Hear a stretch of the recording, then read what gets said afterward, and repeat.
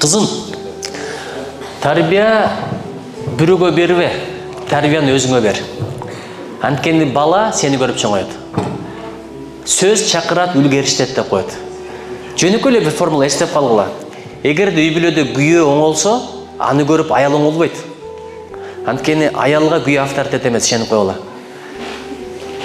Чындап айтып атам. Анткени аял сен ооруп атканда көргөн, башка акыбалдарда көргөн, капа болуп турганда ар түрдүү башкалар көргөн акыбалда көргөн, ошон үчүн эч качан аалым аялына аалым боло албайт деп коет. Президент да аялына президент боло албайт. Мен үйгө депутат болуп барбайм, эгерде үйгө депутат болсом, аялым спикер болуп атында. Аял күйөөнү күтөт, бала атаны күтөт экен. Ошон үчүн үйгө ата эле күйөө болуп баргым келет. Күйөө оңолсо, күйөөнү көрүп, атаны көрүп, бала оңолот экен, баланы көрүп, апа оңолот экен.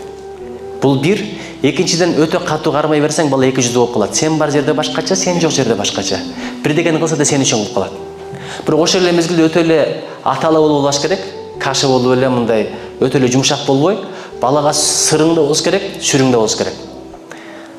Бир тапшырманы бердиңби, башка коюп, эшектин чочкосун мойнуңа жулуп алам дедирбей эле кылдырып койсоң болот. Балам кылып койгула, деп элечи. Анан эң аягында айтарым, алдаба деп айтпаш керек экен балага. Биринчи алда деген сөз плюс ба болуп атпайбы, ошо алда эсте калат экен да.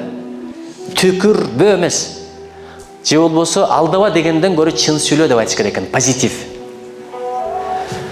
Дагы бир нерсе, биз силерди чарчатып койгон бапаңар, ант дейт. Андай бол дейт. Андай болбой келсең, эртеси мындай бол дейт. Мындай болуп келсең, бирси күн андай бол дейт. Андан кийин эң акыры биягын унутуп калып, кайра биягын баштай бересиң. Адамга майдалай берсең, чарчап калат экен. Ошон үчүн бир акылман баласына ушундай кылып айтып койгон экен: балам, мен сен уят боло тургандай, сен жер карай тургандай бирдеге кылдымбы деп тур, жок десе, сен дагы мен жер карай турган бирдеге кылба деп койгон экен, түшүнүктүү ошол. Ошон үчүн балага жоопкерчиликти кошо бериш керек. Сен кыла аласың, колуңдан келет, азаматым дегенди көбүрөөк айтыш керек. Кызыл ручканы кармап эле катасын карай берсең, бала да кийин бирөөнүн катасын издеп калат экен. Канча аракет кылып жазып бардыңар, сүрөттөр тартып бардыңар сабакка, туурабы? 5 алам деп. Десең, эжекиң алдыда кызыл менен только катасын белгиледи, көңүлүң чөккөн күндөр болгонбу? Ошондо мактап койсо болот беле?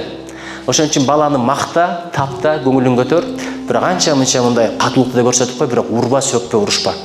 Эгер ура турган болсоң, бала да башка бирөөнү зомбулук менен мастесин чечкенге үйрөнөт экен.